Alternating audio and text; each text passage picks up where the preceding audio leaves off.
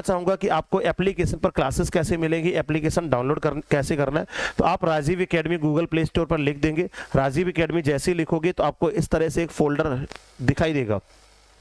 उस एप्लीकेशन को डाउनलोड करके उस पे आएगा रजिस्टर नाउ, तो अपना एक ईमेल आईडी और अपना एक मोबाइल नंबर के साथ आईडी पासवर्ड क्रिएट करके रजिस्टर कर लीजिएगा, लॉगिन कर लीजिएगा। फिर कोर्सेज वाले फोल्डर में आपको सारे कोर्सेज दिख जाएंगे जो आपको पढ़ना है, जो आपको परचेस करना है, वहां से परचेस करके पढ़ना शुरू कर दो। धुआंधार 6 घंटे प्रतिदिन लाइव क्लासेस आप लोगों की एप्लीकेशन पर चल रही है। बता दूं धुआंधार क्लासेस चल रही है, जो साथी पढ़ रहे हैं उन लोगों से आप खुद ही अधिक जानकारी ले सकते हो चैट सेक्शन में जाकर। तो चलिए, क्या आप लोग कमेंट्स एक बार मुझे फटाफट जल्दी से बता दो, क्या आप लोग तैयार हैं क्वेश्चंस के आंसर देने के लिए? इफ यू आर रेडी, अगर सभी के सभी साथी क्वेश्चंस के आंसर करने के लिए अगर रेडी हैं तो एक बार जोरदार सेशन को करिए हाई फाई, जिससे मुझे पता चल जाए कि क्या एनर्जी, क्या पोटेंशियल एनर्जी आप लोगों की जो आप लेकर बैठे हुए हैं क्वेश्चंस को तोड़ने के लिए आज, और ये जिद करके बैठे हो कि सिलेक्शन एक सीट पर हमें लेना नहीं है, इस बार छीन लेना है। और इस बार कंपटीशन सिलेक्शन के लिए नहीं, इस बार कंपटीशन, इस बार जिद होगी हमें टॉपर बनने के लिए। तो सिलेक्शन के लिए तो बहुत सारे लोग पढ़ते हैं, लेकिन टॉपर बनने के लिए कितने लोग पढ़ रहे हैं वो हम देखते हैं। इस राजीव एकेडमी में बायोलॉजी में टॉपर्स के बीच में रैंक लाने के लिए बड़ा कंपटीशन चल रहा है। ये सिलेक्शन वाली क्लास तो है ही है, उसके लिए रैंक कौन कौन ला रहा है वो मुझे फटाफट एक बार एनर्जी सभी के सभी साथी दिखा देंगे। धुआंधार तरीके से सभी लोग एनर्जी दिखा देंगे। तो मैं चलता हूं सेशन में और शुरुआत करता हूं प्रश्नों की। बेहतरीन बेहतरीन, क्या बात है, सभी के सभी फायर इमोजी के साथ साथ स्वागत करते हैं। चलिए, तो हम सेशन की शुरुआत करें, और सेशन की शुरुआत सबसे पहले हम करते हैं यहाँ पर क्वेश्चन से। तो जितने भी साथी, जितने मित्र सेशन से जुड़े हुए हैं, हम आप लोगों को थोड़ा सा बताना चाहेंगे कि इस सेशन में पहला क्वेश्चन आपके स्क्रीन पर हम लेकर आ रहे हैं। ये बायोलॉजी का सेशन है। इसमें आप देख पा रहे हो लगातार कि UP TGT, PGT, LT, GIC, JSSC, MP वर्ग, KVS, NVS, DSSB assistant professor से लेके सभी बायोलॉजी की क्लासेस चल रही है। अधिक जानकारी करने के लिए देखिए इसमें क्या क्या आपको मिल रहा है। जीव विज्ञान की डेली क्लासेस है, क्लास नोट्स PDF है, डेली प्रैक्टिस है, PYQs है, स्पीड टेस्ट है, नया बैच प्रारंभ। अधिक संपर्क कर सकते हो। तो चलिए, क्वेश्चन नंबर आपको बता दें, जिस चैप्टर को आज हम लेकर आए हैं टॉपिक वाइज आपके क्वेश्चंस होने हैं। और आज का टॉपिक हमारा क्या है? Animal kingdom. आज का टॉपिक क्या है? Animal kingdom. और आपको बता दें ये क्वेश्चंस एनसीईआरटी का जो चैप्टर मैंने कल कंप्लीट किया था एनिमल किंगडम, उसी से सारे के सारे क्वेश्चंस रिलेटेड है। ये क्वेश्चन आपके यूपी टीजीटी, एलटी ग्रेड सभी परीक्षाओं में काम आने वाले हैं। तो एक बार सभी साथी अब आंसर देने के लिए तैयार हो जाओ। सेशन का पहला सवाल आपके स्क्रीन पर आ रहा है और सभी लोग पढ़ेंगे और करेंगे फटाफट आंसर।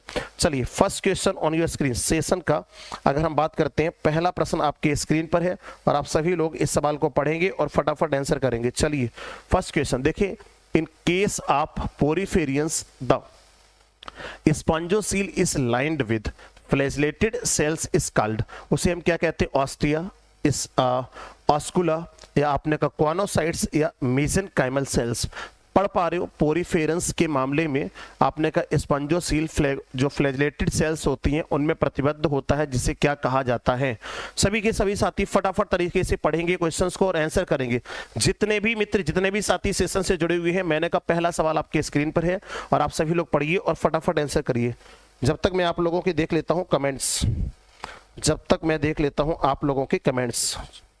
चलिए, सभी साथी फटाफट आंसर करिए, फटाफट धुआंधार तरीके से आंसर करिए। क्या बात है, क्या बात है। Choanocytes, C is the correct answer. चलो, तो चलते हैं सेशन की शुरुआत में। और आपने पहला प्रश्न देखा। देखो, जब पोरीफेरेंस की बात करेंगे, आप सभी को पता है कि पोरीफेरेंस का मतलब क्या है? स्पंज। अब जब स्पंजेस की बात करेगा, स्पंज का जो मेन कैरेक्टरिस्टिक फीचर है, इसमें छोटे छोटे पोर पाए जाते हैं। उन छोटे छोटे पोर को ऑस्टिया कहते हैं, इनके बॉडी पर लगे होते हैं। और एक बड़ा पोर होता है जो आउटसाइड ओपन होता है, सिंगल पोर, उसे हम ऑस्कुलम कहते हैं। और क्वानोसाइट सेल्स, ये क्वानोसाइट सेल्स, इन्हें हम कॉलर सेल्स भी कह देते हैं। इन्हें क्या कह देते हैं? कॉलर सेल्स भी कह देते हैं। कॉनोसाइट्स, कॉलर सेल्स ये स्पेशल सेल्स होती है। स्पंजोसील कैविटी के इनर सरफेस पर लाइनिंग होती है। ये एक्सक्रीशन का काम करते हैं, फूड कैप्चरिंग का काम करते हैं। निमेटोसिस्ट की तरह जैसे अगर पूछा जाए कि, तो इनका 3 काम होता है: अटैचमेंट के लिए, फूड कैप्चरिंग के लिए और बेसिकली जितनी भी फिजियोलॉजी होती है पूरी की पूरी फिजियोलॉजी कौन करती है, ये कॉनोसाइट्स या कॉलर सेल्स करते हैं। चलिए अगला सवाल आपके स्क्रीन पर हम लेकर आए, तो उससे पहले एक बार सभी लोग फटाफट नेक्स्ट क्वेश्चन ऑन इस सेशन को शेयर जरूर करते रहेंगे। मैंने कहा अगला सवाल आपके स्क्रीन पर है और आप सभी लोग इस क्वेश्चन को पढ़ेंगे और आंसर करेंगे। चलिए पूरा सवाल आपके स्क्रीन पर आ चुका है और आप लोग पढ़ पा रहे होंगे, फटाफट जल्दी से पढ़िए सवाल और आंसर करिए। क्वेश्चन क्या लिखा, body having meshwork of cells internal cavity lined with the fold of filtering flagellated cells and indirect development of the characteristic of phyla। बताइए वो सीलेंट्रेटा का है, पोरीफेरा का है, मोलस्का का है, प्रोटोजोआ का है। लिखा गया शरीर के कोशिकाओं का जाल भोजन छानने वाली फ्लैजिलेटेड कोशिकाओं से युक्त आंतरिक गुहाएं व अप्रत्यक्ष विकास फाइलम की कोशिकाएं कहलाती हैं सीलेंट्रेटा, पोरीफेरा, शंख और प्रोटोजोआ। इनमें से कौन सा करेक्ट आंसर होगा, विच is the right answer that question. इस सवाल का सही उत्तर क्या होगा सभी के सभी साथी। नितिन वर्मा सर, टीजीटी की क्लास जो पढ़ा रहे हैं वो EMRS एग्जाम में भी काम आएगा या फिर सिर्फ NCERT या दोनों क्लासेस में? बेटा सभी में काम आएगा। NCERT आपको बता दो, टीजीटी पीजीटी के जितने एग्जाम्स होते हैं सभी परीक्षाओं में ये आपके क्वेश्चंस काम आते हैं।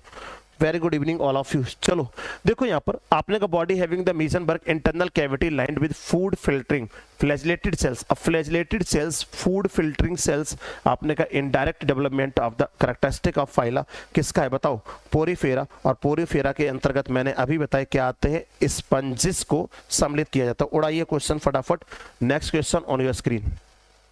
क्वेश्चन नंबर 3, थोड़े से क्वेश्चंस लेंदी होंगे, फिर उसे बता दूं थोड़े से क्वेश्चंस लेंदी होंगे क्योंकि सवाल आपके एग्जाम ओरिएंटेड है और महत्वपूर्ण है ना, सवाल एग्जाम ओरिएंटेड और महत्वपूर्ण है। तो चलिए question number 3 on your screen, तीसरा सवाल आपके स्क्रीन पर है। Which one of the following statement about all the 4 Spongilla, आपने का लीच, देखो यहां पर देख पा रहे हो, which one of the following statement about the 4 of spongilla, leech, dolphin and penguin is correct. इन चारों के लिए कौन सा स्टेटमेंट करेक्ट है, कौन सा स्टेटमेंट सही दिया गया है, तो इसमें से करेक्ट आंसर करेंगे पेंगुइन इज आपने को homeothermic while the remaining 3 are poikilotherms. Penguin एक ऐसा एनिमल है, एक ऐसा पक्षी है जिसको हम कह सकते हैं जो आपने को होम्योथर्मस है, बाकी तीनों के तीनों कैसे हैं, पोइक्लोथर्मस, कोल्ड ब्लेडेड और वार्म ब्लेडेड की बात कर रहा है। तो क्या ये बात सही है, पेंगुइन होम्योथर्मस है, ठीक है, लेकिन रिमेनिंग 3 अब स्पॉन्जिल में, इसमें लीच में, डॉल्फिन में अगर बात करें तो स्पॉन्जिल में कहां पर ब्लड पाया जाता है, तो ये तो स्टेटमेंट गलत हो गया। Leech is a fresh water form while the all are marines. देखो लीच कह रहे हैं कि फ्रेश वाटर होते, बाकी सभी के सभी मैराइंस है, जबकि नहीं, स्पॉन्जिला, लीच, डॉल्फिन ये सब मैराइन है, पेंगुइन कैसा है, फ्रेश वाटर। ये भी स्टेटमेंट गलत हो गया। Spongilla has special collared cells called choanocytes not found in remaining 3। आपने के स्पॉन्जिला में स्पेशल कॉलर सेल्स पाई जाती हैं, वो इसके अतिरिक्त अन्य 3 में नहीं पाई जाती हैं। क्या स्टेटमेंट सही है? जल्दी से फटाफट आंसर करके बताइए, जितने भी साथी सेशन से जुड़े हुए हैं मैं जानना चाहूंगा, एक बार फटाफट आंसर करके बताइए। बेहतरीन, C is the correct answer. और जैसा कि मैं देख पा रहा हूँ, उषा, अनुपम, समुंजला, प्रिंस, राधा, सुषमा, किरण, भानु प्रताप, बहुत अच्छा, निकिता, अभय आर्य, डॉक्टर आशीष कुमार गुप्ता भी जुड़ चुके हैं, बहुत अच्छा, Radha Verma, Brajesh Kumar Pandey. C is the correct answer that question. बेहतरीन, आपने इसका राइट आंसर क्या होगा, choanocytes collar cells is the special cells found in sponge, आपने स्पॉन्जिला, और इसके अलावा ये किसी भी में नहीं पाई जाती है, किसी फाइला में। तो यहाँ पर हम क्वेश्चन नंबर 3 का आंसर दिए है C. Question number 4 on your screen, चौथा प्रश्न आपके स्क्रीन पर है और आप लोग पढ़िए और फटाफट आंसर करिए। Question number 4 on your screen, देखिए लिखा गया है, sycon belong to the group of animal which are best described as. अब देखो यहां पर लिखा गया कि साइकॉन जानवरों के एक समूह से संबंधित है जिसका सबसे अच्छा वर्णन किस प्रकार किया जाता है। इसका हम कैसे क्लासिफिकेशन करेंगे, इसका हम कैरेक्टरिस्टिक फीचर बताएंगे, तो क्या बताएंगे कैरेक्टरिस्टिक फीचर। देखो लिखा गया multi cellular with A gastrovascular system. आपने कहा मल्टी सेलुलर होते हैं लेकिन इसमें गैस्ट्रोवैस्कुलर सिस्टम प्रेजेंट होता है क्या भाई, ध्यान रखना, स्पंज की अगर बात कर रहे हैं, किसकी बात कर रहे हैं, आपने कहा साइकन बोले तो स्पंज की अगर बात कर रहे हैं, तो स्पंज ये सेलुलर ग्रेड ऑफ ऑर्गेनाइजेशन रखते हैं, कैसा, टिश्यू भी नहीं रखते, सेलुलर ग्रेड ऑफ ऑर्गेनाइजेशन रखते हैं। तो ये तो बात तो गलत हो जाएगी, कौन सा, कहां गया, गैस्ट्रोवैस्कुलर सिस्टम, ये तो बात क्या हो जाएगी, गलत। Multi cellular having tissue organization नहीं, टिश्यू नहीं होती, ये cellular grade of body organization इसमें पाई जाती है। हमने एनसीईआरटी का कंटेंट बहुत अच्छी तरीके से आप लोगों को रीड करवाया था। फिर देखोगे यूनिसेलुलर एंड एसेलुलर। देखो यूनिसेलुलर तो होते ही नहीं है, ना ही असेलुलर होते हैं। आप सभी को पता है इनकी जो स्पंज होते हैं मल्टी सेलुलर होते हैं, लेकिन सेलुलर ग्रेड ऑफ ऑर्गेनाइजेशन। तो इसका करेक्ट आंसर क्या करोगे, मल्टी सेलुलर विदाउट यानी टिश्यू रिकॉग्नाइजेशन। तो आपने कहा होते तो मल्टी सेलुलर है, लेकिन किसी भी टिश्यू का रिकॉग्नाइजेशन इसमें नहीं होता है। और सभी के सभी साथी फटाफट करेंगे इसका करेक्ट आंसर। बेहतरीन, D is the right answer that question. इस सवाल का करेक्ट आंसर क्या होगा, डी। जितने भी भाई बहन जुड़े हुए हैं एक बार सभी लोग सेशन को शेयर करेंगे, जितने साथी जुड़े हुए हैं सभी लोग शेयर करेंगे और लोगों को जोड़ेंगे। बहुत ही बेहतरीन सवाल है, मैं आप लोगों को बताना चाहूंगा, it's a very important question for TGT PGT exam. देखो अगला सवाल कितना अच्छा है, और क्वेश्चन नंबर आप पढ़ पा रहे होंगे, 5th question on your screen, 5वां नंबर प्रश्न आपके स्क्रीन पर है। The canal system is a characteristic feature of, बताइए। अब पूछा गया कि द कैनाल सिस्टम, यानी कैनाल सिस्टम यहाँ नाली प्रणाली होना चाहिए, नहर प्रणाली लिख दिया। कैनाल हिंदी ये कन्वर्जन होता है गूगल से एक्चुअल में, तो नहर प्रणाली नहीं बोलेंगे। कैनाल सिस्टम का मतलब होता है आपने का नाल तंत्र, इसे क्या कहते हैं, नाल तंत्र। तो canal system is the characteristic feature, आप बताइए। इकाइनोडर्म्स में पाया जाता है, हेलमिन्थीस में पाया जाता है, सीलेंट्रेट्स में पाया जाता है, स्पंजिस में पाया जाता है। साइकन टाइप, एस्कॉन टाइप, आपने का ल्यूकॉन टाइप, एस्कॉन टाइप, साइकन टाइप, ये कैनाल सिस्टम इज फाउंड इन, बताइए फटाफट जल्दी से किस में पाए जाते हैं। तो सभी के सभी साथी बताएंगे आपने का स्पंज, और स्पंज में सिंपल टाइप। अगर पूछा एक स्पंज में जो सिंपल टाइप कैनाल सिस्टम होता है उसको चैट सेक्शन में फटाफट मुझे लिखकर बताइए कि simple type canal system is found in sponges. Sponge में सिंपल टाइप कैनाल सिस्टम कौन सा पाया जाता है, सभी के सभी साथी एक बार लिखकर मुझे बता देंगे। चलिए next question on your screen, question number 6 आपके स्क्रीन पर है, और आप सभी लोग इस सवाल को पढ़ेंगे और फटाफट करेंगे आंसर। क्वेश्चन नंबर 6 जैसे कि आप देख पा रहे हो, what is true about all sponges without exception. कहा गया कि निम्नलिखित में से कौन सा एक सही है स्पंज के परिदृश्य से। आपने क्या लिखा, what is true about sponges without exception, बिना अपवाद के कौन सा स्पंज के लिए बिल्कुल सही है, विच इज द ट्रू। अब इसका करेक्ट आंसर आप लोग करेंगे यहाँ पर। आपने कहा दे आर ऑल मैराइन, सभी के सभी मैराइन होते हैं। They have flagellated collar cells, इनमें फ्लैजिलेटेड कॉलर सेल्स पाई जाती है। They have a mixed skeleton constitute spicules and spongin fibre, या they reproduce only asexually by budding, which is the correct answer for the sponge। अब लिखा गया what is the true about all sponge without exception, sponge के लिए क्या सभी सही है बिना एक्सेप्शन के, कोई इसमें अपवाद नहीं होना चाहिए। अच्छा ये बताओ ऑल आर मैराइन, क्या सभी स्पंज मैराइन होते हैं, ये तो बात गलत होगी, कुछ फ्रेश वाटर है कुछ मैराइन से। आपने कहा not true. They have flagellated collar cells, बिल्कुल करेक्ट आंसर क्या करेंगे, आपने कहा they have flagellated collar cells, और ये होगा correct answer question number 6। Question number 6 का आप लोग, they have flagellated collar cell, Amrita Pandey, Ayushman, Shabnam Rawat, Sadhana, बेहतरीन, सभी के सभी साथी फटाफट मैंने कहा आंसर करते रहेंगे। नेक्स्ट क्वेश्चन देखिए, practice makes always man perfect. अगर आप प्रयास करते हो, अगर आप अभ्यास करते हो तो सफलता जरूर आपको अर्जित होती है। और कहा भी गया है कि करत करत अभ्यास के जड़मत होत सुजान, और रसरी आवत जात के सिल पर पड़त निशान। आप देखिए कितना भी कंटेंट पढ़ लीजिए, लेकिन क्वेश्चन सॉल्व करना बहुत जरूरी है। जितने भी भाई बहन, जितने भी साथी जुड़े हुए हैं, कम से कम मैंने कहा 200 से 300 क्वेश्चन पर डे सॉल्व किया करिए। और हम टॉपिक वाइज इसीलिए क्वेश्चंस की कंटेंट की ये सीरीज स्टार्ट कर दी है। अब किसी भी साथी को, किसी भी मित्र को ये कहने की आवश्यकता नहीं होगी कि सर हमारे टॉपिक वाइज प्रैक्टिस कब कराओगे, इसलिए आप लोग अब एकदम से कमर कस लो। प्लांट जैसे ही ये एनिमल किंगडम के क्वेश्चंस हो जाएंगे, अभी हम शाम को 8 बजे एनसीईआरटी का सेशन लेकर आते हैं, और उस एनसीईआरटी के सेशन में हम धुआंधार तरीके से पढ़ाते हैं। एनसीईआरटी की बुक 11th की एनसीईआरटी की बुक हम लोग इस समय पढ़ा रहे थे, और 11th की एनसीईआरटी बुक में हम लोगों ने कल ये चैप्टर कंप्लीट किया था। आज एनसीईआरटी का कंटेंट वहां पर लगातार चलता रहेगा 8 बजे के सेशन में, और वहां पर हम एनसीईआरटी की बुक में आज पढ़ाएंगे फ्लावरिंग प्लांट, जो चैप्टर नंबर आएगा 5th। फिर उसके बाद उसकी क्वेश्चन कराएंगे। तो इस सीरीज को करने के लिए 7th यानी जो 7 PM की क्वेश्चन होते हैं, इनको करने के लिए आपको 8 PM वाले एनसीईआरटी की जब बुक रीडिंग कराते तो सब लोग कंसंट्रेशन बनाकर बुक रीड किया करो, फिर यहाँ पर क्वेश्चन तोड़ा करो। फिर देखो मजा आएगा आप लोगों को, जब कॉन्फिडेंस लेवल आपका हाई होगा ना, परीक्षा हाल में जाओगे तो टॉप लेवल पे क्वेश्चन करके आओगे। मैंने कहा ये क्लास जो है ना आपकी, ये जो क्लास है ना आपकी, ये केवल सिलेक्शन वाली क्लास नहीं, ये क्लास रैंक वाली होगी। इसमें हम रैंक तय करेंगे कि कौन विद्यार्थी कितनी रैंक पर जाके बायोलॉजी में सिलेक्शन लेगा। तो चलिए नेक्स्ट क्वेश्चन आप लोगों के स्क्रीन पर है और आप लोग पढ़िए और फटाफट करिए answer. Question number 7 on your screen. चलिए 7वां नंबर प्रश्न आपके स्क्रीन पर है और आप सभी लोग पढ़ेंगे और इसका करेंगे आंसर। अगर हम बात करते हैं question number 7 on your screen, आपके स्क्रीन पर प्रश्न संख्या 7 पढ़िए। लिखा गया the simplest type of canal system in Porifera is. Porifera में सिंपलेस्ट टाइप कैनाल सिस्टम कौन सा पाया जाता है, जिसकी हम बात करते हैं ascon type canal system, leucon type canal system, sycon type canal system या radial type canal system.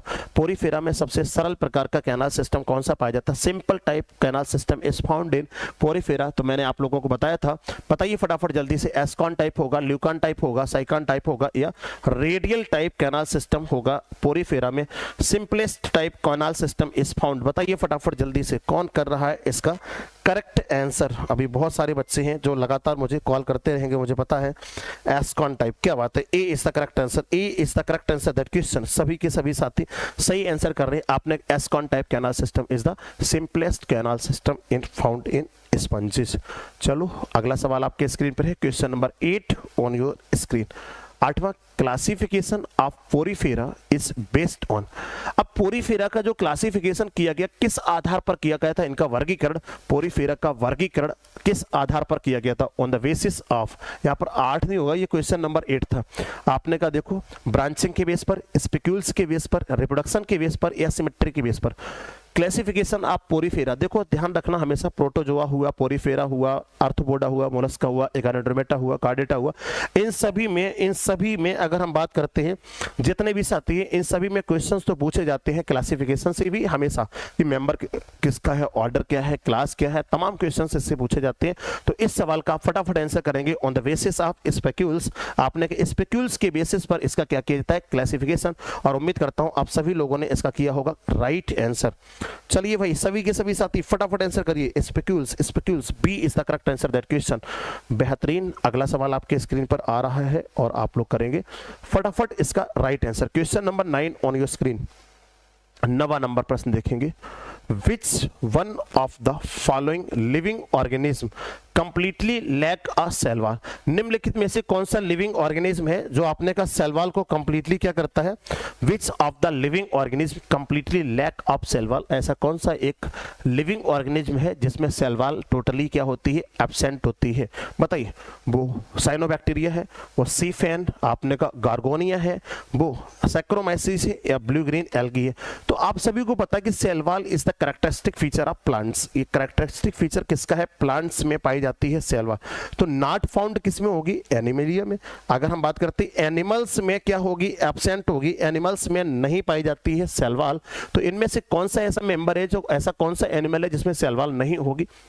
Cyanobacteria, आपने कहा इसमें तो पाई जाती है। सीफेन गार्गोनिया ये एनिमल है, इसमें नहीं पाई जाएगी। आपको बता दें ये पोरीफेरेंस का मेंबर है, इसमें नहीं पाई जाती। सैक्रोमाइसिस में पाई जाती है, ब्लू ग्रीन एल्गी में पाई जाती है। तो लैकिंग सेल वॉल पूछा गया कि किसमें एब्सेंट होती है, तो cell wall is absent in गार्गोनिया।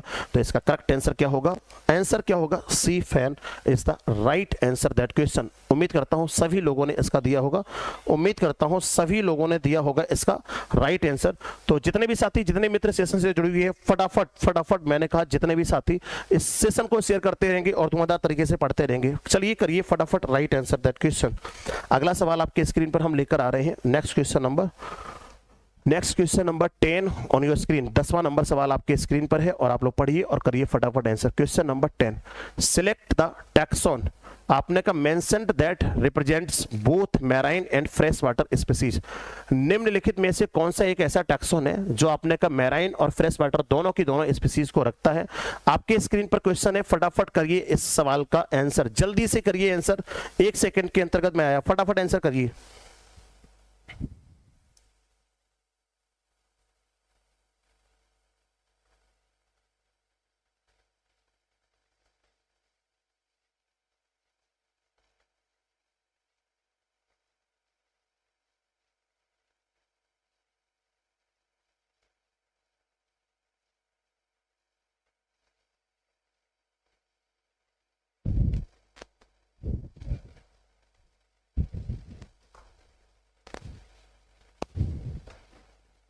चलो भाई फटाफट आंसर कर दो।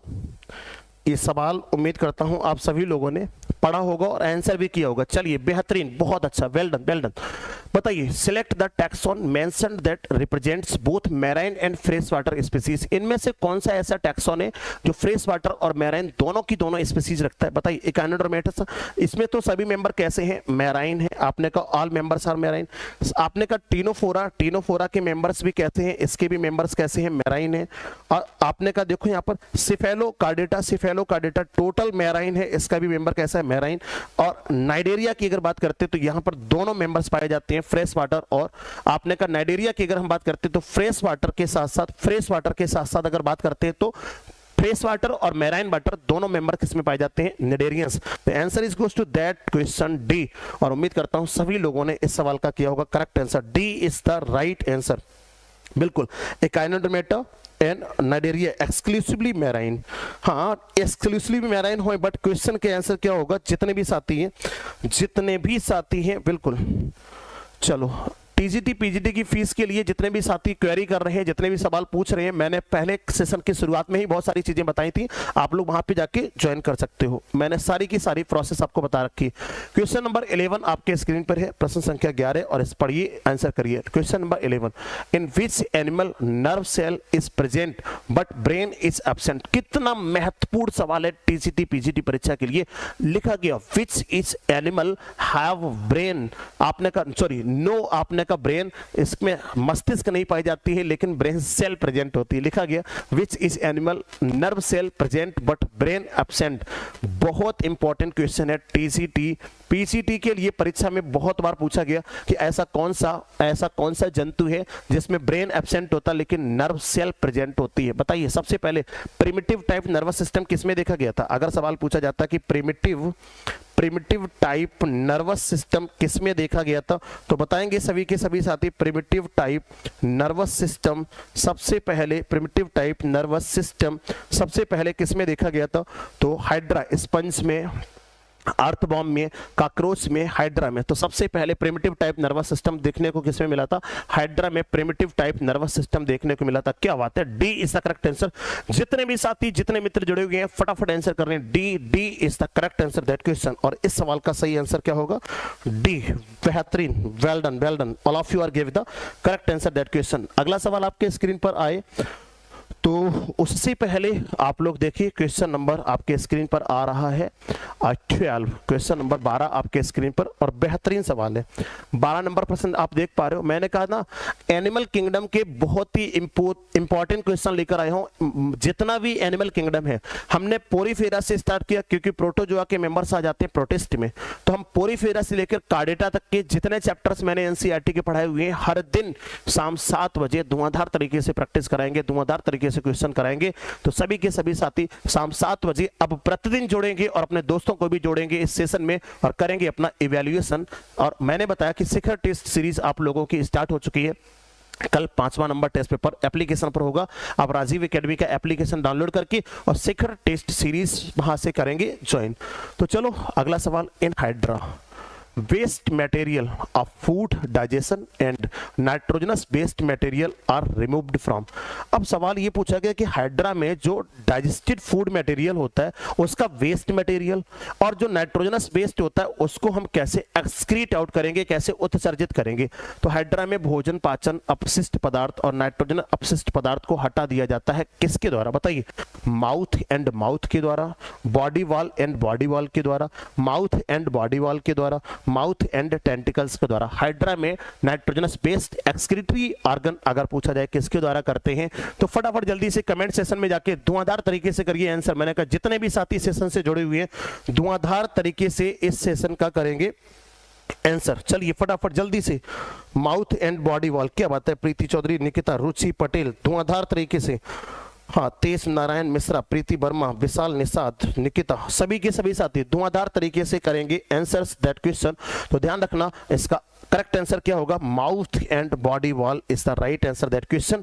आपको पता है कि हाइड्रा जनरल बॉडी सरफेस के द्वारा डिफ्यूजन मेथड के द्वारा ये अपशिष्ट को बाहर निकाल देता है, एक्सक्रीशन करता है। तो बेसिकली माउथ हाइपोस्टोम इसमें पाया जाता है अपर रीजन पर, वहीं से टेंटिकल्स अराइज होते हैं और इनमें नंबर ऑफ टेंटिकल्स हमेशा कितना होता है? 6 to 10 होता है। और वही के द्वारा ये क्या करता है? एक्सक्रीशन करता करता है, तो then correct answer is question C.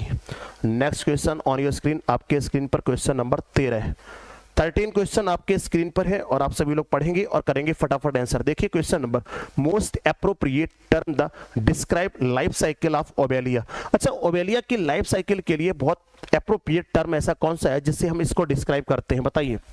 नियोटिनी, metagenesis, metamorphosis, all of these. कल पढ़ाया था पोरीफेरा, आप 2 दिन पहले पढ़ाया था एनसीईआरटी के कंटेंट में।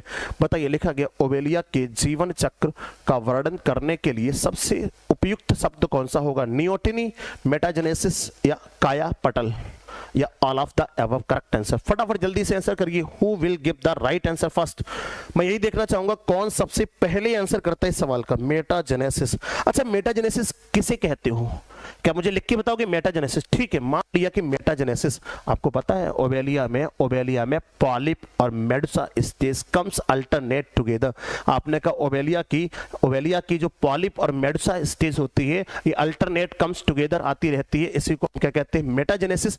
नियोटिनी, जब आपने का लार्वल स्टेज में सेक्स ऑर्गन गोनेड्स डेवलप हो जाते हैं तो उसे नियोटिनी कहते हैं। और मेटामॉर्फोसिस का मतलब आपने का ये बॉडी का क्या करता है, कायांतरण। मेटामॉर्फोसिस का मतलब लार्वा बिकम एडल्ट, लार्वा जब एडल्ट में चेंज होता तो उसे मेटामॉर्फोसिस कहते हैं। तो मेटाजेनेसिस होगा, आपने कहा मेटाजेनेसिस का मतलब होता है हाइड्रा। आप जैसे अगर कहा जाता कि ओबेलिया में पॉलिप और मेडुसा बोथ स्टेज प्रेजेंट होती हैं, बोथ कम्स अल्टरनेट टुगेदर, आपने एक के बाद आती रहती है और इसी फेज को कहते हैं मेटाजेनेसिस। मैं एक बार जरूर देखना चाहूंगा कितने बच्चों ने इसका करेक्ट आंसर किया था। तो चलो सवाल नंबर 14 आपके स्क्रीन पर है। उससे पहले मैं एक बार जरूर देखना चाहूँ, सेक्सुअल और एसेक्सुअल रिप्रोडक्शन अल्टरनेट, बेहतरीन राधा वर्मा। सेक्सुअल और हाँ एसेक्सुअल में पॉलिप और मेडुसा में आपने कहा हाँ सेक्सुअल रिप्रोडक्शन, क्या बात है, बेहतरीन। All of you give the correct answer that question. सभी के सभी साथियों ने इस सवाल का दिया है करेक्ट आंसर। अगला सवाल आपके स्क्रीन पर है और धुआंधार तरीके से पढ़िए और करिए correct answer. Point out non parasite, इनमें से निम्नलिखित में से कौन सा एक नॉन पैरासाइट है? एक गैर परजीवी बताइए, अब उसमें से बताइए, टेपवर्म होगा, मॉस्किटो होगा, लीच होगा या सी एनिमोन होगा। Which is a non parasite? आपको पता है टेपवर्म इंडो पैरासाइट है। कैसा पैरासाइट है? इंडो पैरासाइट है।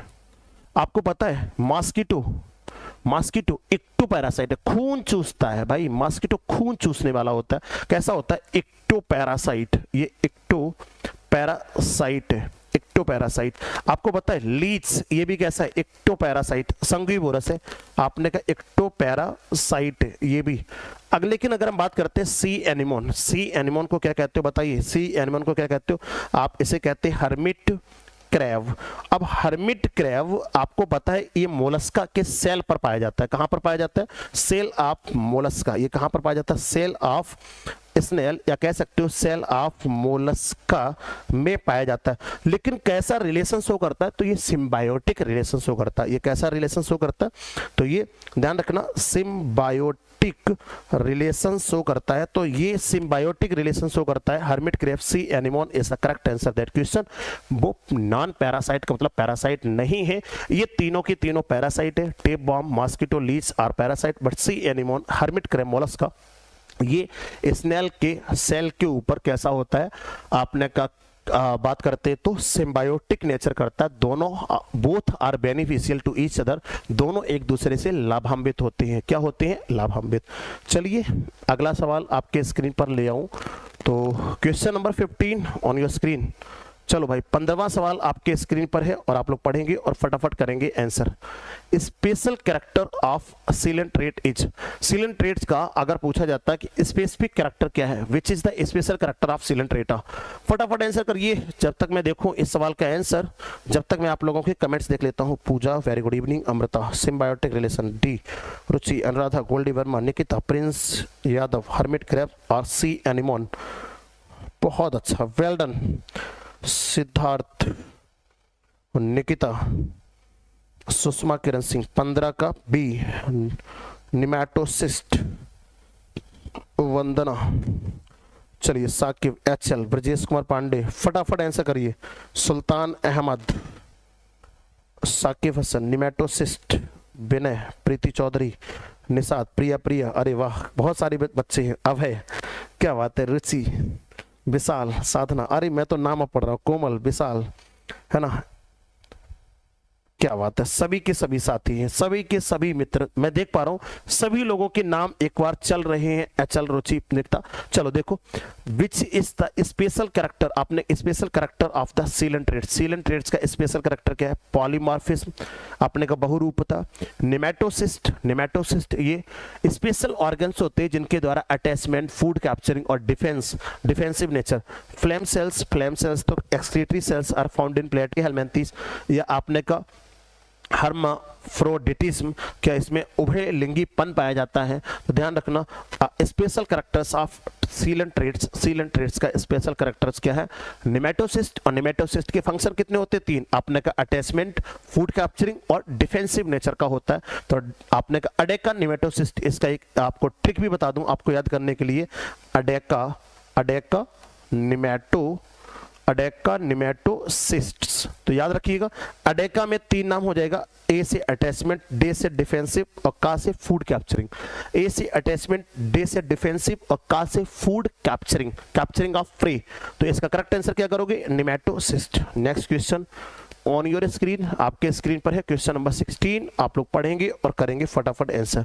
देखो 16 सवाल क्या कह रहा है, which one of the following animal possess nerve cells but no brain, निम्नलिखित में से कौन सा ऐसा एनिमल है जिसमें नर्व सेल्स तो पाई जाती हैं बट नो ब्रेन, फिर से वही सवाल आ गया, निम्नलिखित में से किस जानवर में तंत्रिका कोशिकाएं होती हैं लेकिन तंत्रिकाएं नहीं होती हैं, आपने कहा अच्छा ब्रेन नहीं, यहाँ पर नो नर्व्स, वहां ब्रेन था, यहां नर्व्स नहीं है, आपने कहा which one of the following animal possess nerve cells but no nerves, आपने कहा नर्व सेल्स तो पाई जाती है लेकिन नर्व्स, तंत्रिकाएं नहीं पाई जाती, तंत्रिका कोशिका तो पाई जाती है, और primitive type nervous system is found इन किसमें, हाइड्रा, टेप बॉर्म में है, अर्थवॉर्म में है, फ्रॉक्स, टैडपोल है, नहीं, प्रिमिटिव टाइप नर्वस सिस्टम सबसे पहले देखा गया था हाइड्रा, सीलन ट्रेड्स में, then answer is goes to that question A, सभी साथियों ने किया होगा। अच्छा 17वां सवाल आपके स्क्रीन पर आ रहा है, question number 17 will come on your screen, आपके स्क्रीन पर क्वेश्चन नंबर 17 आ रहा है, तो कौन है वो सबसे पहले आंसर करेगा 17वां नंबर सवाल का, मैं फोन ले लेता हूं और मैं चेक करूंगा कि 17 नंबर क्वेश्चन का who will correct answer first, सबसे पहले उत्तर देने के लिए तैयार हैं, अगर आप लोग तैयार हो तो एक बार जल्दी से सेशन को वार्म अप इमोजी वाला करिए, हाई फाई या फायर इमोजी चैट सेक्शन में। 17 नंबर क्वेश्चन आपके स्क्रीन पर आ रहा है और मैं ये देखना चाहूंगा कौन करेगा सबसे पहले आंसर क्वेश्चन नंबर 17 का, 17 नंबर प्रश्न का कौन करेगा सबसे पहले उत्तर, जल्दी से बताइए, जल्दी से वार्म अप इमोजी वाला करिए। निकिता, निकिता का इमोजी आ गया, बाकी लोग जल्दी से बताओ who will give answer first that question, who will give answer first that question, जल्दी से वार्म अप इमोजी वाला, मैंने कहा फायर इमोजी वाला, फटाफट जल्दी से भेजिए, who will correct answer first. बेहतरीन, सबके सब तैयार है, कितना कंपटीशन है, कितना मजेदार, मैंने कहा कंपटीशन सिलेक्शन के लिए नहीं, कंपटीशन रैंक में आने के लिए होना चाहिए। अब रैंक में कौन आता है वो मैं देखना चाहूंगा, इसमें से हमारे तमाम भाई बहन जुड़े हुए हैं, कंपटीशन सिलेक्शन के लिए, कंपटीशन रैंक के लिए होगा, बहुत अच्छा, भानु, राखी, विनय, अच्छा, सबनम, उषा, अमित। चलो next question number 17 on your screen, 17 number प्रश्न आपके स्क्रीन पर है और आप लोग पढ़ो और फटाफट करो आंसर। चलो लिखा गया, budding is a normal mode of asexual reproduction in, बताइए budding is a normal mode of asexual reproduction in starfish and hydra, hydra and sponge, tapeworm and hydra, sponge and starfish, who will give the correct answer first. Competition on the, क्या लिखी हो तुम निकिता, हाँ आपने कहा बिल्कुल competition on the AIR, बिल्कुल यहां पर रैंक के लिए कंपटीशन होगा। क्वेश्चन तो दिखाइए, दिखा दिया, 17 का बी, सिद्धार्थ ने सबसे पहले आंसर किया है क्वेश्चन नंबर 17 का आंसर बी, जहां तक मैं देख पाया हूं सिद्धार्थ ने क्वेश्चन का आंसर दिया। Sushma Kiran Singh B, Ruchi Patel B, Radha Verma hydra और sponge, Nikita B, Preeti Chaudhary B, creative B. क्या बात है, क्या बात है, क्या बात है, सभी लोगों ने आंसर बी दिया लेकिन कुछ लोग लेट हुए। Who will give the first answer, और सबसे पहले आंसर किया था किसने, बताइए किसने किया था, तो सिद्धार्थ यानी सिड, इन्होंने सबसे पहले आंसर दिया। तो प्लीज एक बार सभी के सभी साथी सिद्धार्थ के लिए जोरदार तालियां बजाइए। आज के सेशन में सबसे पहले आंसर किसने किया? सिद्धार्थ ने। कि अगला सवाल भी कंपटीशन के तौर पे करा, एक बार ताली बजा दो भाई सिद्धार्थ के लिए। वेल डन सिद्धार्थ, सबसे पहले आपने आंसर किया। और अगला सवाल आपके स्क्रीन, बिल्कुल आपने B hydra and sponge both आपने का बडिंग के द्वारा इसमें नॉर्मल एसेक्सुअल रिप्रोडक्शन होता है। नॉर्मल एसेक्सुअल रिप्रोडक्शन अकर्स भाई। हाँ मुझे पता है लोग ताली नहीं बजाएंगे ना। हाँ रीता, सिद्धार्थ। चलो question number next on your screen. आपके स्क्रीन पर अगला प्रश्न आने के लिए तैयार है। 18वां नंबर प्रश्न कह रहा है सर हमको ले आओ जल्दी से, हमारे जितने भी विद्यार्थी हैं वे सभी के सभी उत्तर देने के लिए तत्पर हैं। तो next question on your screen, question number 18। 18 नंबर प्रश्न स्क्रीन पर है, फटाफट आंसर कर दो भाई। Jelly fish belong to the class, लिखा गया jelly fish belong to the class. अब इसका क्लास पूछ लिया, किसका? Jelly fish belong to the class hydrozoa, scyphozoa, anthozoa, none of the. Classification से घुस के सवाल पूछ लिया अंदर से। Who will give the correct answer first? Who will give the correct answer first? चलो जल्दी से बताओ। हाइड्रा एक्सोजेनस बडिंग, हाँ अरे सर सभी को मालूम है, सभी नेम लाइन में है। हाँ स्किल टेक A2 क्लासेस, बिल्कुल ऐसा ही कुछ है। सिद्धार्थ 18 का बी, क्या बात है। निकिता बी, रुचि बी, उमा बी, बी, अरे वाह वाह वाह, बी में तो लाइन लग गई है, बी में तो लाइन लग गई, बेहतरीन, वेल डन। फिर से आंसर सिद्धार्थ का ही पहले था, आपने कहा स्काइफोजोआ, बहुत अच्छा, वेल डन दोस्तों।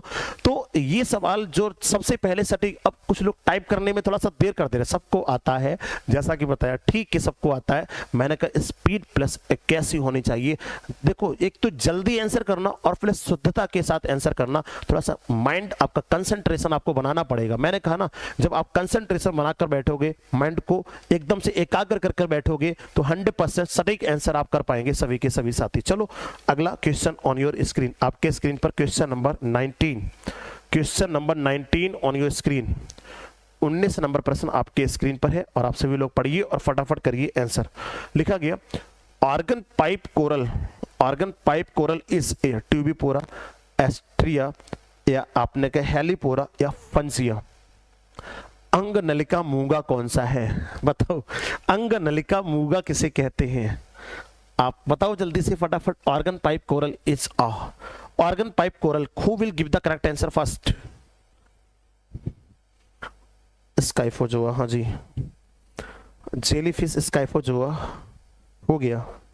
19 का ए ट्यूबिपोरा, ट्यूबिपोरा, क्या बात है। अब है साकिब, विनय, मधुरिमा, प्रीति, निषाद, बहुत अच्छा, सबनम, एचएल, बेहतरीन, वेल डन वेल डन। सभी के लिए मैं तालियां बजा देता हूं। मतलब 100% लोगों का करेक्ट आंसर है बिल्कुल ट्यूबिपोरा। आपने का ये एक मूंगा है और इसे हम ओरल, आपने का क्या कह देते हैं बताइए? ऑर्गन पाइप कोरल, ये एक प्रकार का क्या है? मूंगा, और ये आपने का ट्यूबिपोरा के नाम से भी जाना जाता है। तो ध्यान रखिएगा ट्यूबिपोरा, इसे ऑर्गन पाइप कोरल भी कहते हैं। तो next question number 20 on your screen. 20वां नंबर प्रश्न आपके स्क्रीन पर है, फटाफट पढ़िए और आंसर करिए। Question number 20 on your screen. 20वां नंबर प्रश्न आपके स्क्रीन पर है और who will give the correct answer first? Biradial symmetry and lack of cnidoblast are the characteristics of. बताइए फटाफट कौन देता है सबसे पहले आंसर इस सवाल का? Who will give the first answer that question? बताइए इस सवाल का सबसे पहले आंसर कौन करता है? देखना चाहूंगा इस सवाल का सबसे पहले आंसर कौन करता? हु विल गिव द, आपके लिए सर मैं बजा लो, फंजिया मशरूम कोरल है बिल्कुल। 20 में विनय वर्मा ने 20 किया है, पूजा चतुर्वेदी ने 1 किया है। अच्छा 20 का 1 किया है, 1 किया है, 1 किया है। एक बार पढ़ लो भाई, सुरभि शुक्ला, बिल्कुल एक बार पढ़ लो भाई। सभी लोग ए करना चालू कर दिए। एक बार पढ़ लो सभी लोग आंसर फटाफट। देखो मैं भी सवाल पढ़ लेता हूं। Biradial symmetry, lack of cnidoblast, आपने कहा है तो बाइरेडियल सिमेट्री लेकिन लैक ऑफ निडोब्लास्ट नहीं होता। Are the characteristic of starfish in sea anemone, Ctenoplana and आपने कहा Beroe, Aurelia and Paramecium, hydra and starfish. ध्यान रखना वाइरेडियल सिमेट्री है लेकिन लैक ऑफ नीडोब्लास्ट्स, इसमें नीडोब्लास्ट एब्सेंट होती हैं। अब कौन करेगा सही आंसर? क्या बात है, बहुत सारे मित्रों ने, मैं देख पा रहा हूं क्वेश्चन नंबर 20 का आंसर दिया है। क्या आंसर दिया है? ए। किसी ने सही दिया क्या? मैं देखना चाहूंगा किसी ने सही दिया क्या। ये भेड़ चाल की तरह जो चल रहे हो ना, पढ़ के आंसर दिया करो। अंकिता भटनागर, अरे सर साइड तो हो जाओ। लो हो जाता हूं। ये भेड़ चाल की। प्रिंस यादव ने बी किया है। Starfish and sea animal, Surabhi Shukla, starfish और सी एनिमल। अच्छा देखो ना, वाइरेडियल सिमेट्री तो ठीक है, लैक ऑफ नीडोब्लास्ट नहीं पढ़ रहे हो। Ayushman Chaudhary, well done, you give the correct answer. Ayushman Chaudhary, sorry lack पढ़ना भूल गई। हाँ तो फिर करेक्ट आंसर क्या होगा? बी। हाँ जी बिल्कुल, आपने कहा इसका करेक्ट आंसर क्या होगा? टीनोफोरा। टीनोफोरा का मेंबर क्या होगा? आपने कहा टीनोपैलेना और बीरोए। निकिता, हाँ नहीं नहीं, अब डी नहीं होगा, इसका बी होगा सर। टीजीटी के लिए है, बिल्कुल प्रिया पांडे, ये क्लास टीजीटी पीजीटी बायोलॉजी के लिए है।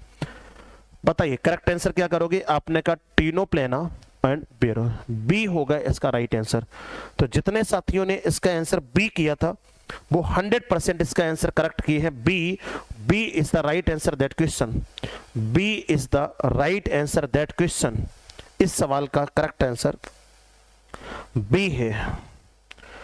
तो चलिए दोस्तों, आज हम लोगों ने सेशन शुरुआत करी है काफी दिन के बाद।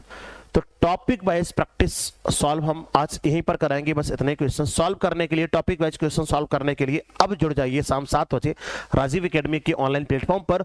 और आप लोगों को फिर से मैं कहना चाहूंगा कि जितने भी साथी, जितने भाई बहन जो टीजीटी पीजीटी बायोलॉजी से तैयारी करने वाले हैं, बिल्कुल भी देर बिना किए और आज अभी तुरंत ही चैनल को सब्सक्राइब करके, और जिन लोगों ने अपना एडमिशन ले लिया है तो राजीव एकेडमी के एप्लीकेशन पर वो लोग धुआंधार क्लासेस चल रहे, 6 घंटे हिंदी इंग्लिश दोनों माध्यम में बाइलिंगुअल क्लासेस चला रहे हैं। अगर आप भी अपना एक सीट पर सिलेक्शन सुनिश्चित करना चाहते हो तो बिना देर किए हुए तुरंत जाके अपना राजीव एकेडमी के एप्लीकेशन पर एडमिशन लेकर और सीट कर लो सुनिश्चित। तो दोस्तों इसके तुरंत बाद होगी 8 बजे एनसीईआरटी का सेशन, उसमें हम बुक की कराते हैं रीडिंग। 11th की एनसीईआरटी की बुक हम आप लोग को पढ़ा रहे हैं और 11th के एनसीईआरटी की बुक का जो चैप्टर इस समय पढ़ाएंगे, चैप्टर नंबर 5। जैसे जैसे चैप्टर आगे बढ़ते जाएंगे वैसे वैसे उनके क्वेश्चंस कराते जाएंगे। तो ये चैप्टर आपका 4th इस समय चल रहा है और चौथे चैप्टर में हम लोगों ने एनिमल किंगडम शुरू किया, प्लांट किंगडम करा चुके हैं, उसके बाद एनिमल किंगडम शुरू किया। एनिमल किंगडम की आज पहली सीरीज थी, एनिमल किंगडम की आज पहली सीरीज थी जो इतने सवाल लेकर आए हैं। बाकी सभी साथी तैयार रहिए अगले सेशन के लिए। अगले जितने भी साथी हैं, जितने भी मित्र हैं, सेशन को पढ़ेंगे और करेंगे फटाफट आंसर। देखो सेशन का पहला सवाल क्या दे रहा है, लिखा गया match the following column and select the correct option. आपने कहा इनको कॉलम को मैच करो और सही आंसर आपको चुनना है। कॉलम फर्स्ट दिया गया और कॉलम सेकंड दिया गया। इसका हिंदी इसलिए नहीं दिया गया क्योंकि ये सवाल बहुत बड़ा था, अगर हिंदी कर देते तो फॉन्ट साइज इतना छोटा हो जाता कि आप पढ़ नहीं पाते, इसलिए इसका हिंदी हटा दिया गया। तो कुछ ऐसे सवाल आपको मिलेंगे जहां हिंदी इंग्लिश बाइलिंगुअल दोनों भाषाओं में मिलने वाले हैं। अब देखो यहाँ पर एक लिखा गया सबसे पहले ग्रेगेरियस या पॉलीफेगस पेस्ट। अब देखो ग्रेगेरियस और पॉलीफेगस पेस्ट ये इसको किसको कहते हैं? एस्टेरियास को कहते हैं, स्कॉर्पियन को कहते हैं, या टीनोप्लेनेरिया को कहते हैं, या लोकस्टा। देखो सबसे पहले ग्रेगेरियस या पॉलीफेगस पेस्ट ये लोकस्टा है। तो लोकस्टा बोले तो अब इसको मैच हम कहाँ करेंगे? इसको मैच करा देते हैं और इसी के आगे लिख देते हैं ए का 4, है ना? ए का 4 देख पा रहे हो किसी ऑप्शन में क्या? ए का 4 पहला ही आंसर मिल गया, बाकी तो कोई लगाना ही नहीं पड़ गया, है ना? पहले ही आंसर मिल गया। ए का 4, जैसे ए का 4 आपने किया लोकस्टा, है ना? दूसरा देखो adult with radial symmetry and larva with biradial symmetry, it is the characteristic feature of Echinodermata. बेटा में क्या आता है? एस्टेरियासिस, एक करेक्ट आंसर है। Book lungs is the excretory organ, आपने कहा respiratory organ of scorpion. Scorpion और स्पाइडर में जो श्वसन अंग होते हैं वो बुकलंग्स होते हैं, तो इसका करेक्ट आंसर क्या करोगे? बुकलंग्स। आपने कहा इसका जाएगा क्या? 2, बिल्कुल सही है। और बायोलुमिनेसेंस का मतलब होता है जो आपने कहा एक प्रकाश दीप्त देते हैं, उनमें से आएगा आपका कौन सा? टिनोप्लेनिया। तो इसका करेक्ट आंसर हो जाएगा ए। जितने साथियों ने इसका आंसर ए किया होगा, A is the right answer that question, इस सवाल का करेक्ट आंसर क्या करोगे? ए। तो सेशन अगला सवाल आपके स्क्रीन पर आ रहा है और आप सभी लोग पढ़ेंगे और फटाफट करेंगे आंसर। नेक्स्ट क्वेश्चन नंबर, देखो इसमें हिंदी भी लिखा और इंग्लिश भी लिखा। मैंने कहा ना जो क्वेश्चन थोड़ा सा लेंदी होगा उसी में ये ऐसा हो सकता है। बाकी देखिए, bilateral symmetrical and acoelomate animal are ex, आपने कहा एग्जाम्पलीफाइड बाई द्विपक्षीय सममिति और, है ना, द्विपक्षीय सममिति और एको, वैसे हिंदी थोड़ा सा टफ आपको दिखाई दे रही होगी। वैसे एसिलोमेट का मतलब होता है आगुहिक, इसको क्या कहते हैं? आगुहिक, जिसमें गुहा नहीं होती। हिंदी एक्चुअल में इंग्लिश के क्वेश्चंस होते हैं, उनको केवल गूगल कन्वर्ट करके, हिंदी इंग्लिश बैठ के लिखते थोड़ी ना हम लोग, गूगल कन्वर्ट करता है बस। उदाहरण दिया गया, बाईरेडियल सिमेट्री पाई जाती है। और सबसे पहले यहीं से सवाल पकड़ लो आपको, एसिलोमेट बताओ जिसमें आपने कहा बाईलेटरल सिमेट्री हो और सीलोम ना हो, उसे हम क्या बोलेंगे? एसिलोमेट का मतलब प्लेटी हेलमिंथीज है, एस्केल हेलमिंथीज है, एनिलिडा है, या आपने कहा टिनोफोरा है। सबसे पहले देखो एनिलिडा की अगर हम बात करेंगे तो ये कैसा है? सीलोमेट है। ये कैसा है? सीलोमेट होता है। उसके पश्चात अगर हम बात करते हैं एस्केल हेलमिंथीज की, तो आपने कहा ये कैसा होता है? स्यूडो सीलोमेट होता है, स्यूडो सीलोमेट होता है। तो ये तो स्यूडो सीलोमेट हो गया, ये तो ए सीलोमेट हो गया, स्यूडो सीलोमेट। तो इसका मतलब अगर हम बात करते हैं प्लेटी हेलमिंथीज की, तो प्लेटी हेलमिंथीज की जो मेंबर होते हैं, प्लेटी हेलमिंथीज बोले तो चपटे क्रमी होते हैं। तो इनमें एक ऐसी सिमेट्री पाई जाती है भाई, बाइलेटरल सिमेट्री होती है और ए सीलोमेट बॉडी पाई जाती है। तो A is the right answer that question. सभी लोग फटाफट जल्दी से राइट आंसर करिए, जितने भी साथी हैं सेशन को सभी लोग शेयर कर देंगे। बिल्कुल, प्लेटी helminths is the correct answer that question. जैसे कि मैं, हाँ, एस्केल हेलमिंथीज स्यूडो सीलोमेट होता है। आपने का क्या होगा? प्लेटी helminths is the right answer that question. अगला सवाल आपके स्क्रीन पर हम लेकर आ रहे हैं और सभी लोग पढ़िए और करिए इसका फटाफट answer. Question number 23 on your screen. Planaria में उच्च क्षमता पाई जाती है, बताइए। Planaria possess the high capacity of, किसकी पाई जाती है प्लेनेरिया? ये बहुत इंपॉर्टेंट सवाल है टीसीटी पीजीटी परीक्षा के लिए। टीजीटी पीजीटी बायोलॉजी में पूछा जाने वाला सवाल, it is the most important question for all exams of TGT PGT. तो अगर सवाल ये पूछा जाता है कि टीजीटी पीजीटी में प्लेनेरिया का जब जब नाम आएगा तो प्लेनेरिया को चाकू की धार के नोक पे कहा जाता है। इसमें प्लेनेरिया के जितने छोटे छोटे टुकड़े करेंगे उतने नए प्लेनेरिया डेवलप हो जाएंगे। और आपको पता होना चाहिए जो प्लेनेरिया होता है इसमें पावर ऑफ रीजनरेशन मैक्सिमम पाई जाती है। तो सवाल ये पूछा जाता है कि मेटामॉर्फोसिस सबसे अधिक होगा, रीजनरेशन होगा, अल्टरनेशन ऑफ जनरेशन होगा, या बायोलुमिनेसेंस होगा। तो रीजनरेशन, पावर ऑफ रीजनरेशन क्या कहते हैं? आपने कहा चाकू की धार पर प्लेनेरिया में मेटामॉर्फोसिस, सॉरी, रीजनरेशन होता है। चाकू की धार पर क्या होता है? अगर पूछा जाता है कि चाकू की धार पर रीजनरेशन किसमें होता है, तो चाकू की धार बराबर जितने छोटे छोटे इसके टुकड़े होंगे उतनी ही प्लेनेरिया नई डेवलप हो जाएंगी। ध्यान रखना, तो प्लेनेरिया को चाकू की धार पर रीजनरेशन ऑफ करता है। Next question on your screen, आपके स्क्रीन पर क्वेश्चन नंबर 24, और फटाफट पढ़ेंगे और इसको मैच करिए। चलो, बेहतरीन सवाल है। Question number 24 on your screen पढ़ेंगे। One example of animal given the single opening of outside that serve both mouth and as well as anus। ऐसा कौन सा एनिमल है? आपने कहा ऐसा कौन सा जिसकी आउटसाइड पर सिंगल ओपनिंग होती है, और सिंगल ओपनिंग किसका किसका वर्क करती है? Both mouth as well as anus. वो ऑक्टोपस है, वो एस्टेरियासिस है, एसिडिया है, फैसियोला हेपेटिका है। ऐसे जानवर का एक उदाहरण जिसमें बाहर की ओर एक द्वार होता है, जिसे मुख के साथ साथ दोनों का काम करता है, मुख के साथ एनस का काम करता है ना। मुख के साथ साथ दोनों का मतलब यहाँ पर अगर कहा जाए कि तो एनस काम करता है। हाँ लिखा तो है, मुख के साथ साथ गुदा का काम भी करता है। उसे ऑक्टोपस कहते हैं, एस्टेरियस कहते हैं, एस्केडिया कहते हैं, फैसलो।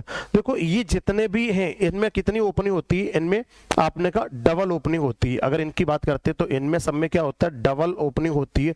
माउथ और anus both are open separate.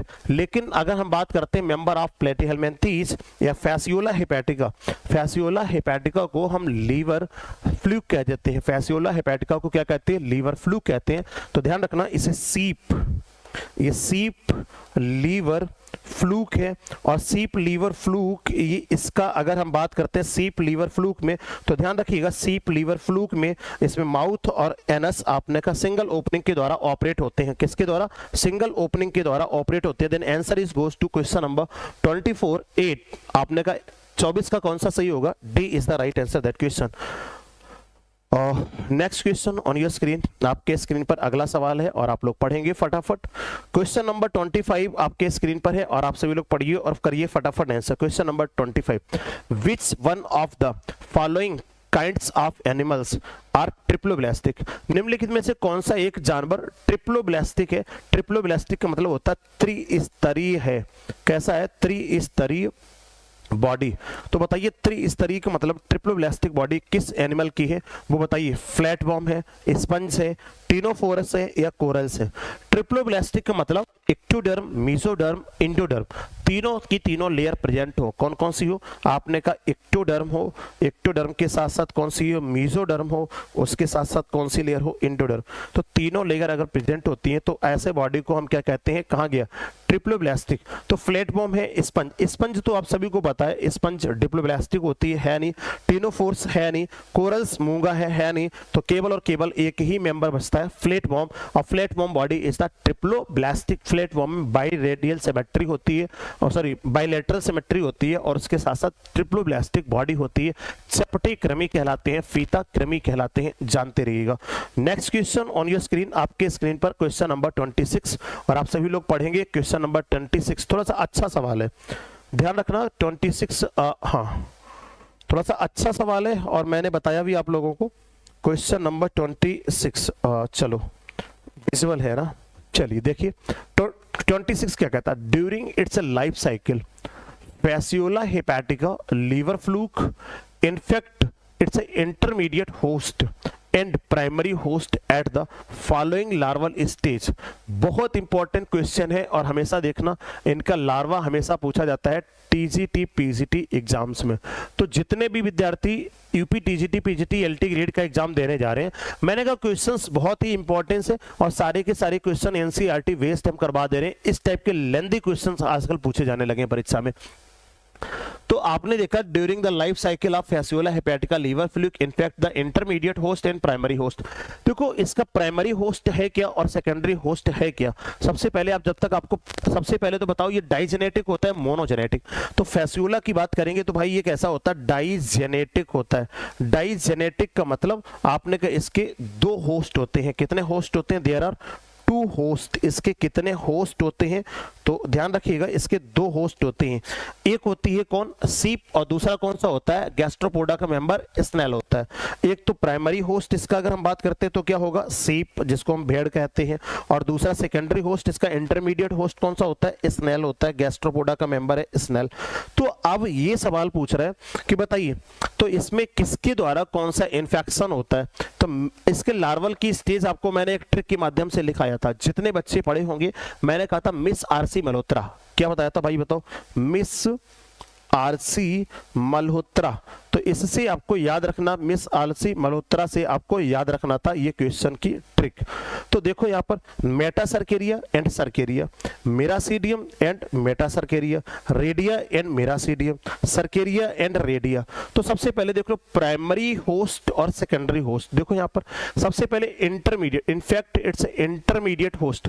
Secondary host है ना वो सेकेंडरी होस्ट है ना, सेकेंडरी होस्ट बोले तो स्नेल, वो किससे इन्फेक्टेड होता है? तो मिरासीडियम के द्वारा होता है।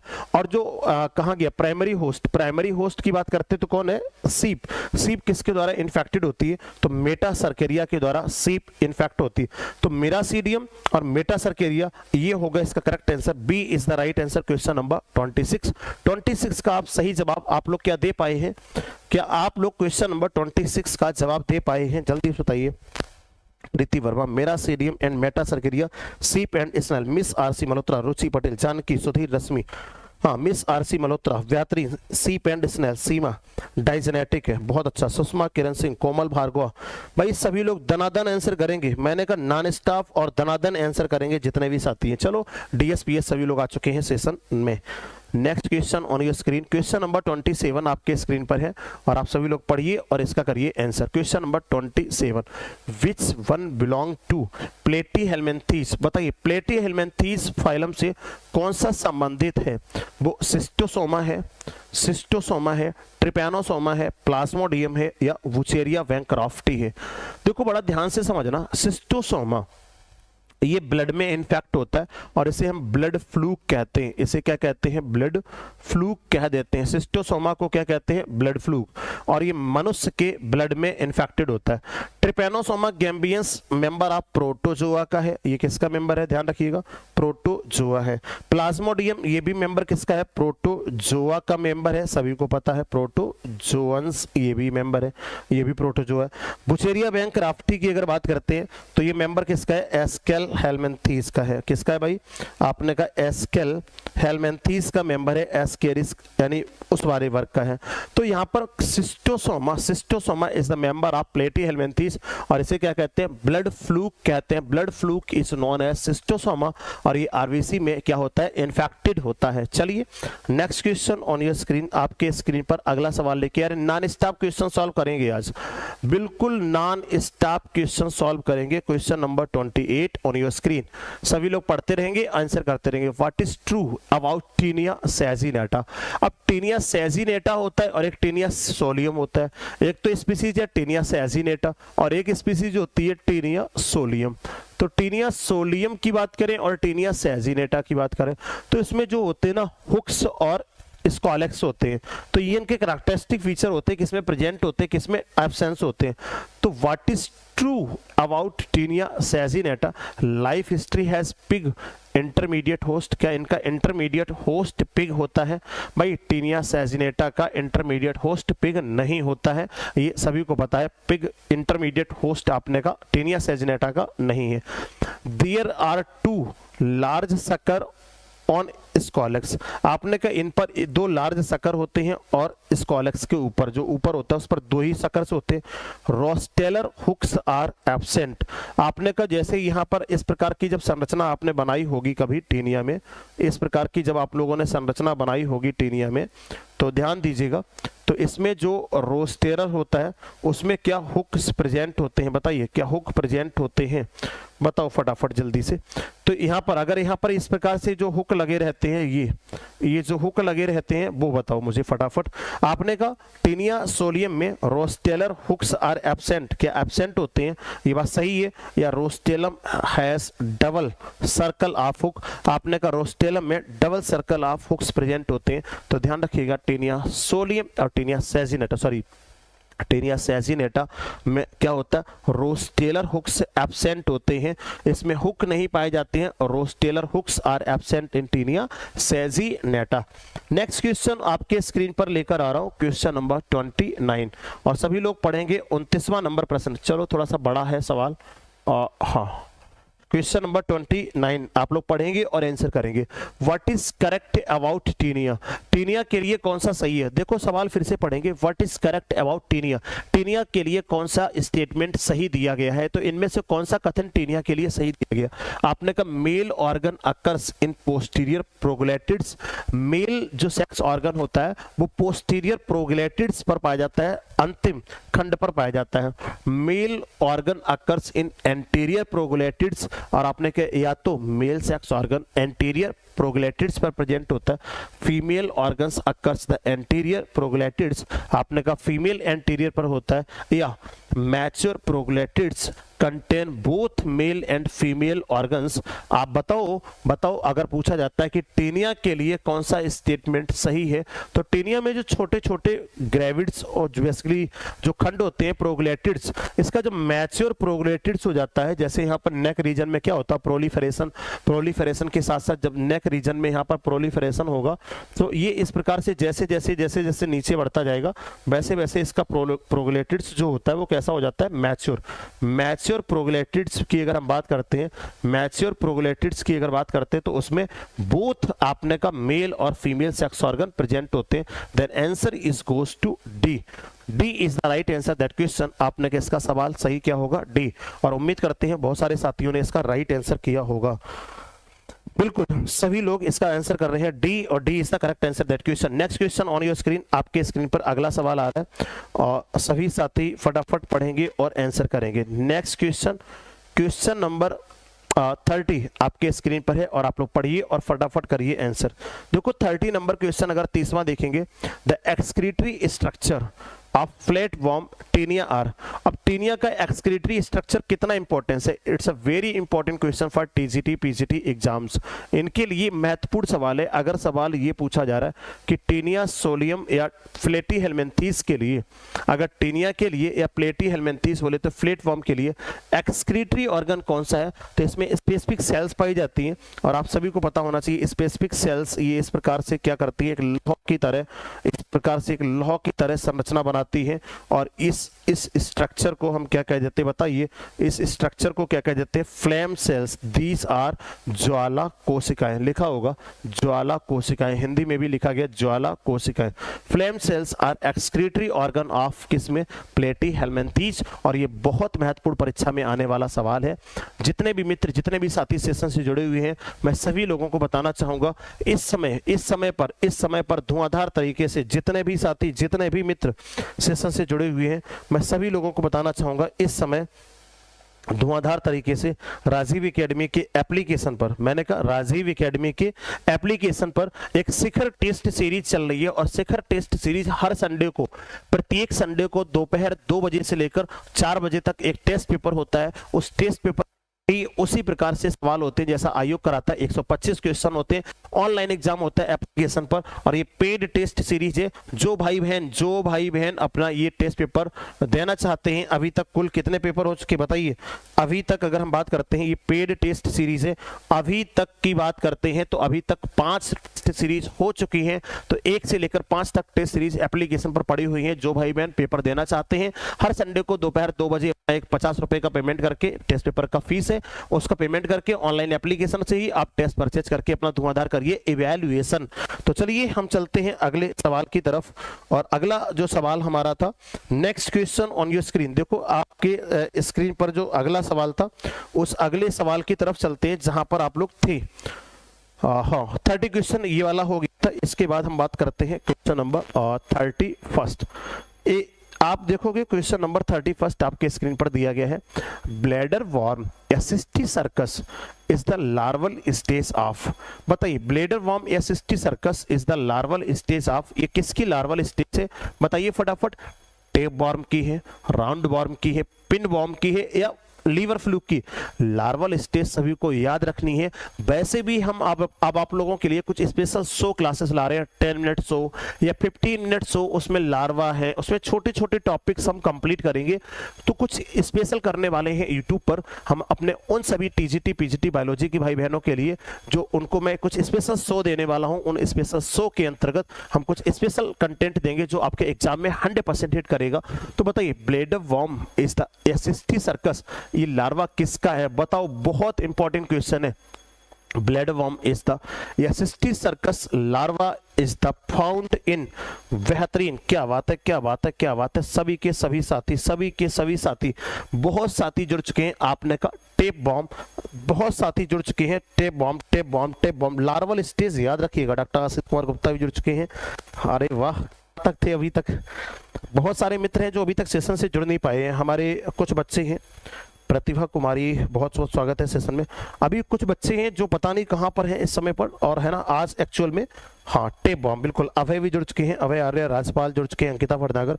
एक्चुअल में आज थोड़ी सी तीज है, और तीज आप जानते हो सभी लोग, हरतालिका तीज है, और तीज की कहीं ना कहीं छुट्टी है। तो छुट्टी का मतलब आज के डेट में बहुत सारी स्त्रियां हैं जो व्रत हैं और अपना पूजा में लगी हुई हैं। तो कहीं ना कहीं ये, जैसे आप हमारे घर पे देख रहे हो ऊपर घंटे की आवाज सुनाई आपको दे रही होगी, तो ये कारण है, आज थोड़ा सा बच्चे कहीं ना कहीं बिजी होंगे। चलो पिंटू कुमार भी जुड़ चुके हैं। तो अगला सवाल आपके स्क्रीन पर हम लेकर आ रहे हैं, question number 32 on your screen. 32वां नंबर सवाल आपके स्क्रीन पर है, आप लोग पढ़िए और करिए answer. Transfer of taenia to secondary host occurs as. अब बताओ टीनिया में अगर पूछा जाता है ट्रांसफर ऑफ टीनिया, टीनिया का ट्रांसफर हम सेकेंडरी होस्ट में कैसे करते हैं, ये सवाल है। टीनिया का द्वितीयक होस्ट स्थानांतरण किस प्रकार से होता है बताओ। ऑन्कोस्पियर लार्वा के द्वारा, सिस्टी सर्कस लार्वा के द्वारा, मारुला के द्वारा, या एग के द्वारा। भाई टीनिया जो होता है ये मेन के फीकल मैटर के द्वारा ये सबसे पहले क्या होता है, बेसिकली पहुंचता है सॉइल में। जब फीकल मैटर के द्वारा सॉइल में जाएगा तो आपको पता है मेन फीकल के द्वारा कौन सी स्टेज पहुंचती है, ऑन्कोस्पियर। अब ऑन्कोस्पियर जब ये फीकल मैटर को खाएगा कौन, पिग। तो पिग जब इसको खाएगा, जब आपने कहा पिग इसको खाएगा इस फीकल को, तो इसी से क्या होगा, इन्फेक्टेड। तो transfer of taenia to secondary host, इसके सेकेंडरी होस्ट में आपने कहा पिग में ये कैसे पहुंचता है, तो ऑन्कोस्पियर लार्वा के द्वारा पहुंचता है। किसके द्वारा पहुंचता है, ऑन्कोस्पियर लार्वा के द्वारा पहुंचेगा। बिल्कुल ए होगा करेक्ट आंसर, इसका सी नहीं होगा। बहुत सारे साथी मैं देख पा रहा हूँ सी कर रहे हैं इसका आंसर। तो ऑन्कोस्पियर बेहल्डन, बहुत अच्छा Aditya, Abhay, Preeti Verma, all of you give the correct answer that question. Next question on your screen, आपके सवाल पर है, आपके स्क्रीन पर है क्वेश्चन नंबर 33। चलो 33 नंबर सवाल आपके स्क्रीन पर है, और आप सभी लोग इस सवाल को पढ़ेंगे और करेंगे फटाफट answer. Question number 33, which one of the following statement about certain given animals is correct. निम्नलिखित में से कौन सा एक स्टेटमेंट है जो दिए हुई जानवरों के लिए सही है। देखा, कुछ निश्चित जानवरों के बारे में निम्नलिखित में से कौन सा कथन सही है। सबसे पहले देखेंगे राउंड वॉर्म, ये एस्केल हेलमिंथीस में आता है, स्यूडोसिलोमेट है। क्या राउंड बॉम्ब एस्केल हेलमिंथीस का मेंबर है, स्यूडोसिलोमेट है, बिल्कुल सही है। मोलस्का एसिलोमेट है, नहीं, मोलस्का एसिलोमेट नहीं है, सिलोमेट है। Insects are pseudocoelomate, insect pseudocoelomate नहीं होते। आपने कहा फ्लेट वॉर्म, प्लेटी हेलमिंथीस आर सिलोमेट, नहीं, ये कैसे होते हैं, ए सिलोमेट होते हैं। तो एक ही इसका करेक्ट आंसर होगा राउंड वॉर्म या एस्केल हेलमिंथीस का जो मेंबर होता है वो आपने का कैसा होता है, स्यूडोसिलोमेट। और ये स्टेटमेंट ही अपने आप में 300 करोड़ बार टीजीटी पीजीटी के एग्जाम में पूछा गया है। तो it's a very important question for TGT PGT exam. ध्यान रखिएगा, ये महत्वपूर्ण सवाल है टीजीटी पीजीटी परीक्षा में पूछा जाने वाला। तो उम्मीद करता हूं आप लोगों ने भी इसका राइट आंसर किया होगा, और answer is goes to that question. आपने क्या बताया, ए राउंड वॉर्म, बेहतरीन, round worm is the right answer that question. अगला सवाल आपके स्क्रीन पर लेकर आ रहा हूं, क्वेश्चन नंबर 34। 34 नंबर प्रश्न आपके स्क्रीन पर है, और आप सभी लोग पढ़ेंगे और करेंगे इसका right answer. Which one of the following group of animals is bilateral symmetrical and triploblastic. निम्नलिखित में से ऐसा कौन सा एनिमल्स का ग्रुप है जिसमें बाइलेटरल सिमेट्री है और बाइलेटरल सिमेट्री के साथ साथ ट्रिप्लोब्लास्टिक है। द्विपार्श्व आपने का सममित, और ट्रिप्लोब्लास्टिक का मतलब त्रिस्तरीय बॉडी। ये सब सवाल जब टीजीटी पीजीटी परीक्षा में पूछे जाते हैं, एनसीईआरटी बेस्ड कंटेंट है, तो ध्यान रखिएगा इस टाइप के सवाल जब आपकी परीक्षा में एग्जाम में पूछे जाते हैं तब वही बच्चे सॉल्व कर पाते हैं ये सवाल, जिनको पता होता है कि इस कॉन्सेप्ट क्या है इन सवालों के, तभी ये सारे के सारे सवाल सॉल्व होते हैं। और बेटा कहा भी गया है कि जो शांति काल में जितना ज्यादा पसीना बहाएगा उसको युद्ध काल में उतना ही कम रखना पड़ेगा। तो अभी एग्जाम की डेट नहीं है, अभी आयोग दूर दूर तक नहीं है, तो अभी आप परिश्रम कर लोगे, अगर अभी आप तपस्या कर लोगे तो 100% आपको सफलता अर्जित होगी। और देखो, अगर मैंने कहा कि मेहनत अगर सही दिशा में किया जाए, अगर ईमानदारी के साथ, पूरी लगन के साथ, पूरी तन्मयता के साथ आप कंसंट्रेशन बनाकर चीजों को पढ़ते हो तो ईश्वर आपको सफल जरूर बनाता है। तो मैंने कहा बस आप कंसंट्रेशन बनाकर चीजों को पढ़िए, और मैंने कहा जब यूनिडायरेक्शनल पूरी ऊर्जा लगाओगे, पूरी क्षमता, पूरी ऊर्जा यूनिडायरेक्शनल एक दिशा में लगा दोगे तो 100% आपका सिलेक्शन हो जाएगा, कोई रोकेगा नहीं उस सिलेक्शन में जाने के लिए आपको। बताइए आपने का वो बताइए फटाफट। सीलेंट्रेट्स, नाइडेरियंस, एस्केल हेलमिंथीस या राउंड वर्म कहते हैं, टेनोफोर्स या sponge.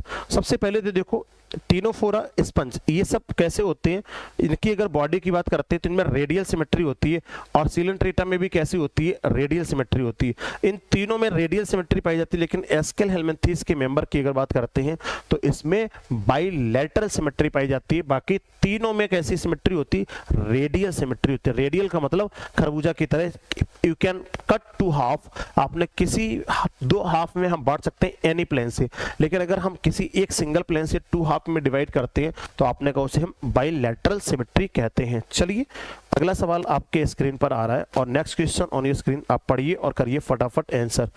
Question number 35 on your screen, 35वां नंबर सवाल, एस्केरिस इज कैरेक्टरिस्टिक वाई। बताओ एस्केरिस कैरेक्टराइज्ड है वाई किसके द्वारा, एस्केरिस की विशेषता क्या है, which is the correct answer that question. इस सवाल का सही आंसर क्या होगा, एस्केरिस इज कैरेक्टराइज्ड बाय, लिखा गया absence ऑफ ट्रू सीलोम, इसमें ट्रू सीलोम एब्सेंट होती है but presence of metamerism.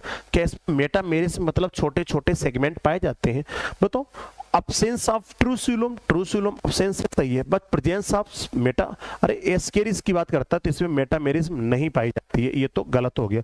Presence of neither true coelom nor metamerism, बिल्कुल बात सही है। आपने कहा इसमें न तो ट्रू सीलोम होते हैं और न ही मेटामेरिज्म पाई जाती है, तो उस कंडीशन पर हम इसका करेक्ट आंसर क्या करेंगे, B, presence of true coelom.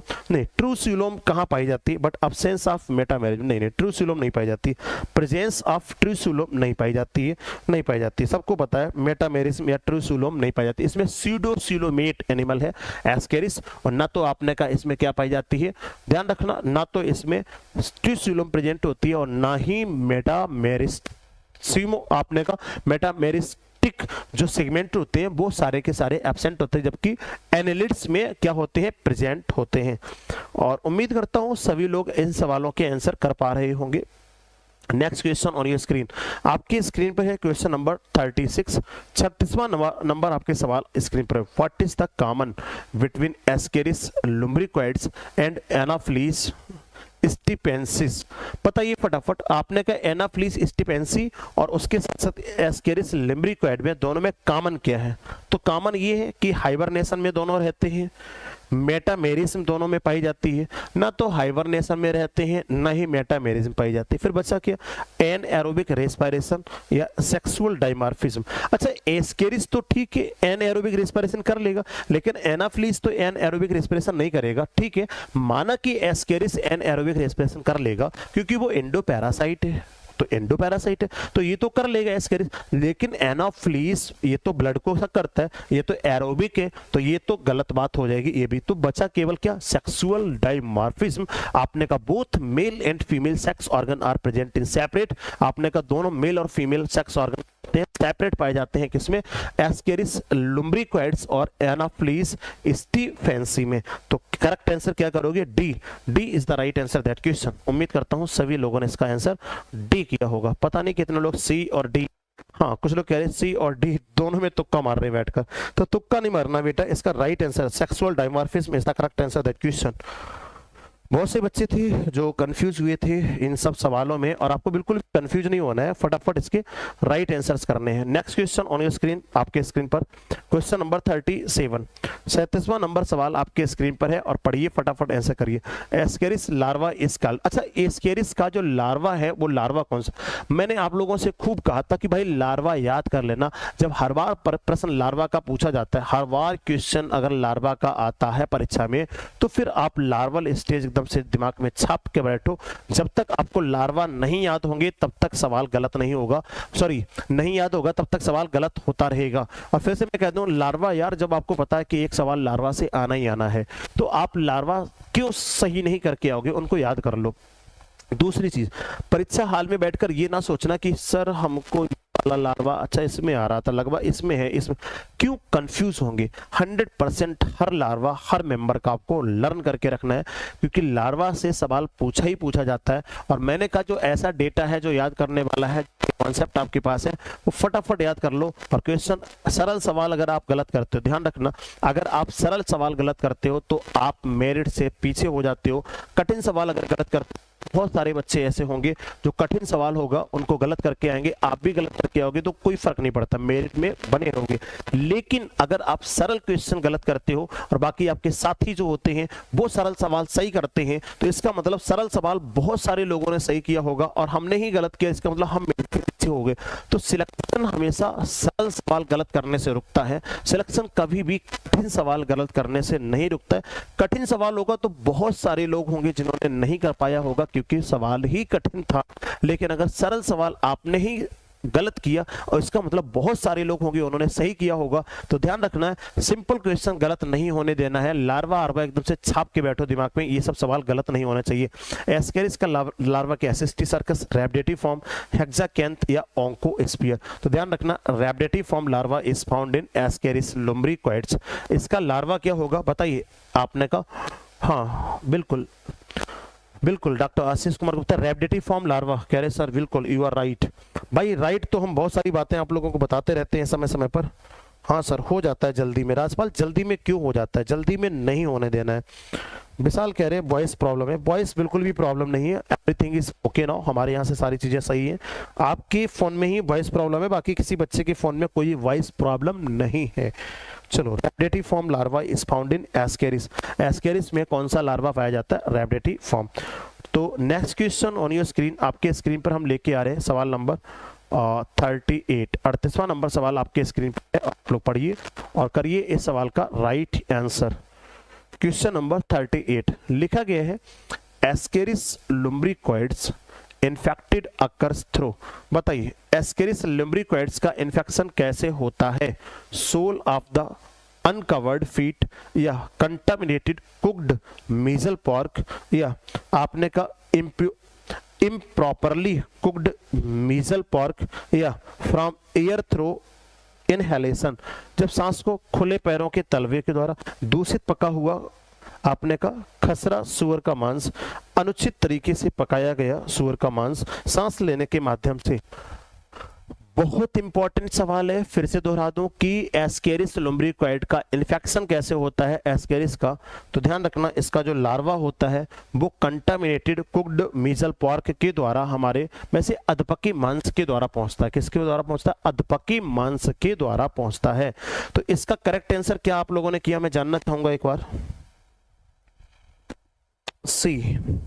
C improperly cooked measly pork. हाँ, इम्प्रॉपरली नहीं, देख ये इनहेलेशन कहाँ होगा? अभय यार क्या कर रहे हो आप, है ना, ये असर है अभय आपका, समझ रहे हो ना, ये ना पढ़ाई करने का केवल प्रभाव है अगर ये सब सवाल अगर गलत कर रहे हो। अच्छा कितनी बार बताया, इनहेलेशन एयर के द्वारा कहाँ होगा, समझ रहे हो ना? ये कंटामिनेटेड पीस आपने का मीजल पॉर्क के द्वारा होता है, जो अनराइप्ड मीजल्स ऑफ पार्क, जो सुअर का मांस होता है अधपका मांस के द्वारा होता है। कैसा होता है? अधपका, ध्यान रखना, अधपका मांस के खाने से होता है। सुअर का अधपका मांस खाते हो तो उसी को लिखा गया improperly cooked measly pork. Correct answer क्या करोगे? सी। करेक्ट आंसर क्या करेंगे? C is the right answer. थोड़ा सा कंसंट्रेशन बनाइए भाई सभी लोग, मैंने कहा सभी लोग थोड़ा सा कंसंट्रेशन बनाएंगे और 100% आपको सफलता अर्जित होगी। बिल्कुल Avnisa good life, C is the right. Ayushi Singh, क्या हाल है तुम्हारा आयुषी? पढ़ाई लिखाई हो रही है बेटा? चलो नेक्स्ट क्वेश्चन नंबर 39 थोड़ा सा लेंदी है और आ गया पूरे पेज में, मुझे लगा था नहीं आ पाएगा। और 39 क्वेश्चन ऑन योर स्क्रीन। देखिए 39वां नंबर सवाल आपके स्क्रीन पे। थोड़े से सवाल बड़े हैं इसलिए कम सवाल हो पाते हैं सॉल्व, क्योंकि मैंने कहा कॉन्सेप्चुअल सवाल है, पढ़ना पड़ेगा, सोचना पड़ेगा, सोच विकसित करनी पड़ेगी तभी सॉल्व होंगे। कितना अच्छा सवाल है, देखो match the list first and second, first और सेकंड लिस्ट को मैच करते हैं। मेटामेरिज्म आपने कहा सिलेंट्रेटा में प्रेजेंट है, कैनाल सिस्टम टिनोफोरा में है, कॉम्ब प्लेट्स एनिलिडा में है, या नीडोब्लास्ट पोरीफेरा में। इसमें से correct choose the correct answer of the option given below. इनमें से सही आंसर आपको चुनना। तो मेटामेरिज्म सबसे पहले देखो किस में पाए जाते हैं, एनिलिडा में पाई जाती है। कैनाल सिस्टम किस में पाया जाता है, पोरीफेरा में पाया जाता है। अब पहले का तीसरा दो जगह है, ये दो आंसर कट गए, है ना। पहले का तीसरा दो आंसर क्या हो गए, कट गए। अब देखो दूसरा कैनाल सिस्टम का चौथा, यानी दूसरे का चौथा दोनों में है। फिर देख लो cnidoblast is the characteristic feature of किसका, सीलेंट्रेट्स का। आपने कहा कॉम्ब प्लेट किस में पाई जाती है, टिनोफोरा। सी का दूसरा ये आ गया, और सी का पहला, तो सी करेक्ट आंसर होगा, है ना। कॉम्ब प्लेट किस में पाई जाती है, टिनोफोरा में, और नीडोब्लास्ट सीलेंट्रेट्स में पाई जाती है।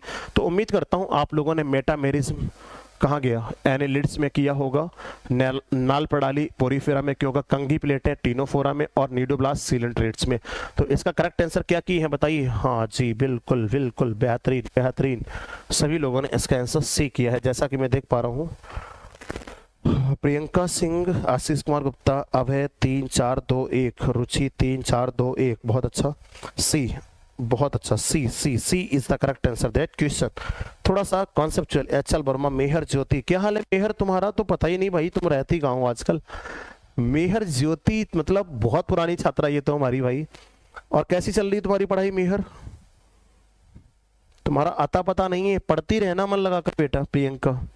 चलो, तो सेशन का नेक्स्ट क्वेश्चन आपके स्क्रीन पर हम लेकर आ रहे हैं, और ये नेक्स्ट और लास्ट क्वेश्चन है, ध्यान रखना। सेशन का नेक्स्ट और लास्ट क्वेश्चन होगा इस सेशन का। तो सभी लोग क्वेश्चन नंबर 40, कितना बड़ा सवाल है, पढ़ेंगे और आंसर करेंगे। 40वां नंबर सवाल, देख पा रहे पूरा पेज भरा हुआ है। इस तरह से कुछ इस तरह से सवाल पूछे जाते हैं आजकल परीक्षाओं में। बड़ा सवाल का मतलब इसी टाइप के सवाल परीक्षाओं में आते हैं। अब इजी सवाल का मतलब एक लाइन में नहीं आता, छोटा सा सवाल दे दिया जाए। अब सवाल लेंदी पूछे जाते हैं, थ्योरेटिकल पूछे जाते हैं, कॉन्सेप्चुअल सवाल पूछे जाते हैं। जब एक सवाल करोगे तो कम से कम 4 आंसर आपको पता होना चाहिए, तब सवाल कर पाओगे सॉल्व। तो देखो अगला सवाल क्या कहता है, which of the following option does correctly represented the characteristic feature of phylum Annelida। Annelida के लिए कौन सा characteristic feature सही है, ट्रिप्लोब्लास्टिक बॉडी है, अनसेगमेंटेड है। अच्छा ये बताओ, बॉडी बायलैटरल सिमेट्रिकल ठीक है, ट्रिप्लोब्लास्टिक तो ठीक है, लेकिन अनसेगमेंटेड है क्या, नहीं। ट्रिप्लोब्लास्टिक है, unsegmented body, bilateral symmetry है, बात तो सही है।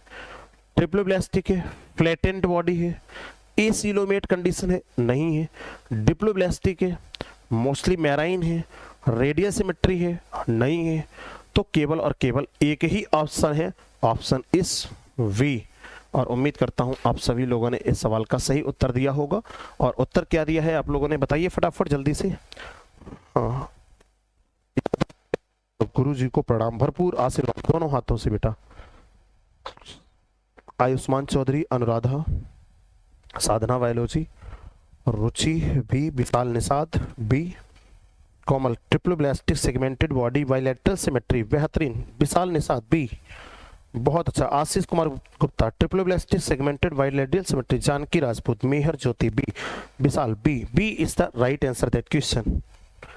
सभी लोगों ने इन सवालों के दिए हैं उत्तर, और 100% आप लोगों ने सही आंसर दिए हैं। और जो बच्चे टीजीटी पीजीटी बायोलॉजी की तैयारी करना चाहते हैं, जिन्होंने अभी तक राजीव एकेडमी की एप्लीकेशन पर एडमिशन नहीं लिया, वो अपना राजीव एकेडमी का एप्लीकेशन गूगल प्ले स्टोर से डाउनलोड करके अपना एडमिशन करा के, और धुआंधार प्रतिदिन 6 लाइव क्लास पढ़ा रहे हैं। बायोलॉजी में तबाही मचा दी है, सोच लो। बायोलॉजी में जितने बच्चे पढ़ रहे हैं उनको 100% इस समय हम लोगों ने कंटेंट देना शुरू कर दिया है। एक्चुअल में बच्चों का डेटा खत्म हो जाता है। मैं सुबह 12 बजे से लेकर और शाम 3 बजे तक कंटिन्यू 6 घंटे क्लास लेता हूँ। सुबह 12 बजे, दोपहर 12 बजे से लेकर और शाम 6 बजे तक कंटिन्यू क्लास धुआंधार लेता हूँ। तो सोचो उनका डेटा खत्म हो जाता है। अब रात में क्लास भी चलनी है, नाइट सेशन 2 चलेंगी, अभी 10 बजे से चलेगी 11 बजे तक, और 11 बजे से चलेगी 12 बजे, वो एप्लीकेशन पर जाएगी। उसके अलावा अभी 8 बजे से फिर एनसीईआरटी का डेटा, मतलब बायोलॉजी में बताया ना तबाही मचा रखी है एकदम से, एप्लीकेशन पर 6 घंटे क्लासेस मचा रखी हैं हम लोगों ने। उसके साथ साथ यूट्यूब पर कम से कम 2 से 3 क्लासेस पर डे दे रहे हैं। तो ठीक है, थैंक यू सो मच सभी लोगों को सेशन से जुड़ने के लिए, बहुत बहुत धन्यवाद। अब आप लोगों से मुलाकात होगी शाम 8 बजे, और 8 बजे का सेशन लेकर आते हैं हम एनसीईआरटी की बुक, वो चैप्टर वाइज करा रहे हैं study. Thank you so much, good night all of you, मिलते हैं नेक्स्ट सेशन में एनसीईआरटी के। Thank you so much for the class.